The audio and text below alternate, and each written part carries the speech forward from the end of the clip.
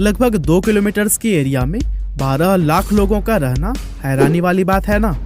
लेकिन ऐसा ही कुछ हाल है सपनों के शहर मुंबई के बीच में बसने वाले सबसे बड़े स्लम एरिया धारावी का, जहां पर रहने वाली जनसंख्या कई देशों की जनसंख्या से भी कहीं ज्यादा है। और आज के इस वीडियो में भी हम आपको वर्ल्ड के one of the biggest slum Dharavi के बारे में बहुत सारे इंटरेस्टिंग फैक्ट्स बताने वाले हैं। फैक्ट नंबर 1, मुंबई शहर के बीचों बीच मौजूद धारावी स्लम का यह एरिया 18वीं सदी में एक आइलैंड हुआ करता था, जहां पर मछुआरे मछली पकड़ने का काम करते थे। लेकिन जैसे जैसे समय बीतता गया वैसे ही इस आइलैंड का पानी दलदल बनता गया, जिसके कारण यहाँ पर मछली पकड़ने का काम खत्म हो गया और फिर लोगों ने यहाँ पर रहना और घर बनाना शुरू कर दिया। शुरुआत में जो लोग आकर यहाँ पर बसे उन्होंने अपने लिए बड़े बड़े घर बनाए, लेकिन जैसे ही जनसंख्या बढ़ती गई वैसे ही घरों का आकार छोटा होता गया और देखते ही देखते धारावी एशिया का सबसे बड़ा स्लम एरिया बन गया।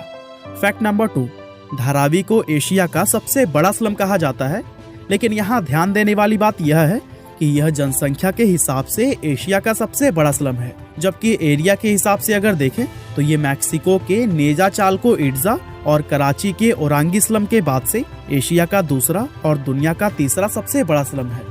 लगभग 2 स्क्वायर किलोमीटर की एरिया में फैला यह स्लम मुंबई के 2 रेलवे लाइंस वेस्टर्न और सेंट्रल रेलवे के बीच मौजूद है और मुंबई की प्राइम लोकेशन पर बसा हुआ यह स्लम चारों ओर से माहिम, बांद्रा, सियोन और माटुंगा जैसे फेमस इलाकों से घिरा हुआ है।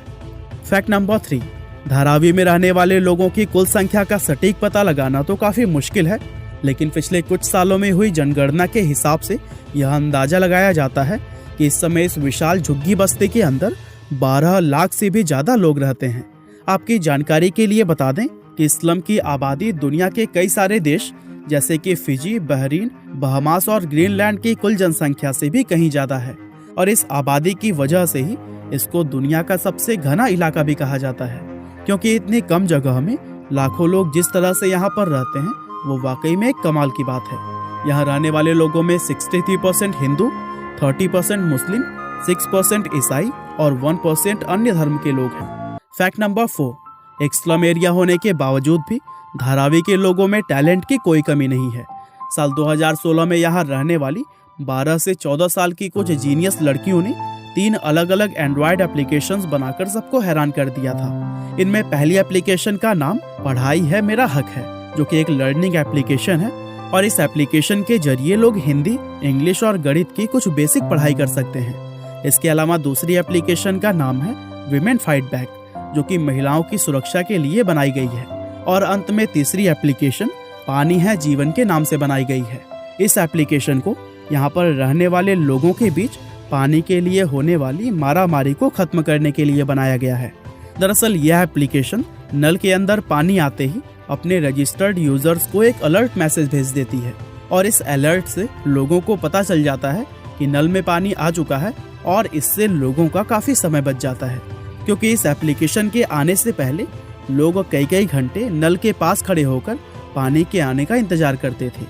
इसके अलावा धारावी को भारत का सबसे ज्यादा पढ़ा लिखा स्लम एरिया माना जाता है, क्योंकि यहाँ के लोग पढ़ाई लिखाई को भी काफी महत्व देते हैं। और दोस्तों, आपको यह बात जानकर काफी हैरानी होगी कि इस इलाके का साक्षरता दर 69% से भी ज्यादा है और एक स्लम एरिया होते हुए भी इस तरह का साक्षरता दर होना वाकई में एक कमाल की बात है। फैक्ट नंबर 5, धारावी के अंदर कपड़ा, मिट्टी के बर्तन, चमड़ा और स्टील आदि का उत्पादन करने वाली लगभग 500 से भी ज्यादा मैन्युफैक्चरिंग यूनिट मौजूद है। आपको जानकर काफी हैरानी होगी कि इस झुग्गी बस्ती में लगभग 15,000 से भी ज्यादा सिंगल रूम वाले कारखाने चलाए जाते हैं और इन कारखानों में बने हुए प्रोडक्ट्स कई अलग अलग ई-कॉमर्स वेबसाइट्स के जरिए सिर्फ भारत ही नहीं बल्कि पूरी दुनिया भर में ही बेचे जाते हैं। और यही वजह है कि अकेले ही धारावी की एनुअल इनकम 650 मिलियन अमेरिकी डॉलर्स से 1 बिलियन अमेरिकी डॉलर्स तक पहुंच जाती है, जो कि किरीबाती, टोंगा और तुवालू जैसे कई सारे देशों की इकोनॉमी से भी कहीं ज्यादा है। और इसी से यह अंदाजा लगाया जा सकता है कि धारावी में चलने वाले ये बिजनेस भारत की इकोनॉमी में भी अपना कितना योगदान देते होंगे। फैक्ट नंबर 6, धारावी में रिसाइकलिंग का काम भी काफी बड़े पैमाने पर होता है और इसी को यहाँ की प्रमुख इंडस्ट्री भी कहा जाता है।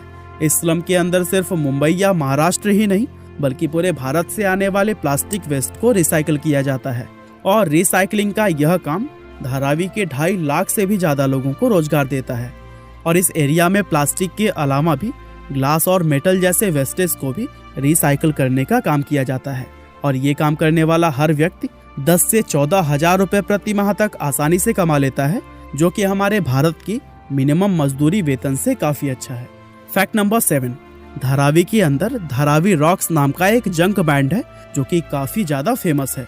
इस बैंड के अंदर झुग्गी में रहने वाले 12 से 15 ऐसे लड़के हैं जो कि कचरा बीनने का काम करते हैं।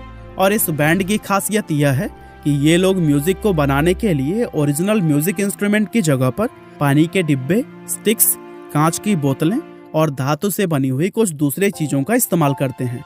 और यही वजह है कि यह बैंड इतना ज्यादा क्रिएटिव और टैलेंटेड माना जाता है। फैक्ट नंबर 8, धारावी सिर्फ भारत या एशिया में ही नहीं बल्कि पूरी दुनिया में प्रसिद्ध है, क्योंकि भारत घूमने आने वाले विदेशी लोगों की लिस्ट में इस स्लम एरिया का नाम सबसे ऊपर रहता है। वैसे यह बात काफी हैरान करने वाली है कि आज भारत घूमने आने वाले विदेशी लोग दिल्ली और ताजमहल जैसी फेमस जगहों को छोड़कर धारावी घूमना ज्यादा पसंद करते हैं। और यही वजह है कि आज इन विदेशी लोगों को धारावी का गाइडेड टूर भी ऑफर किया जाता है। और इस गाइडेड टूर के जरिए ये विदेशी लोग धारावी के जीवन को काफी बारीकी से देख पाते हैं। फैक्ट नंबर 9, धारावी हमेशा से ही हिंदी फिल्म इंडस्ट्री बॉलीवुड का एक अहम हिस्सा रहा है। मशहूर फिल्म डायरेक्टर और राइटर सुधीर मिश्रा ने 1992 में आई धारावी नाम की अपनी फिल्म के अंदर स्लम के लोगों की लाइफ को काफी अच्छे से दिखाया था, जिसके लिए इस फिल्म ने नेशनल अवार्ड भी जीता था। इसके अलावा ऑस्कर विजेता फिल्म स्लम डॉग मिलेनियर भी धारावी के स्लम में ही शूट की गई थी। इन दोनों फिल्मों के अलावा और भी बहुत सारी फिल्मों जैसे कि दीवार, सलाम बॉम्बे, परिंदा, भूतनाथ रिटर्न्स, आमिर और गली बॉय की शूटिंग भी धारावी में ही की गई है। और इन सब के अलावा बॉलीवुड में काम करने वाले जूनियर कलाकार सबसे बड़ी संख्या में धारावी से ही आते हैं। और यही वजह है कि बॉलीवुड और धारावी का यह नाता अटूट है। तो दोस्तों, यह थे धारावी से जुड़े हुए कुछ इंटरेस्टिंग फैक्ट्स। क्या आप कभी स्लम एरिया में गए हैं, या फिर अगर आप यहीं पर रहते हैं तो फिर हमें कमेंट करके जरूर बताइएगा। आपका बहुमूल्य समय देने के लिए बहुत बहुत धन्यवाद।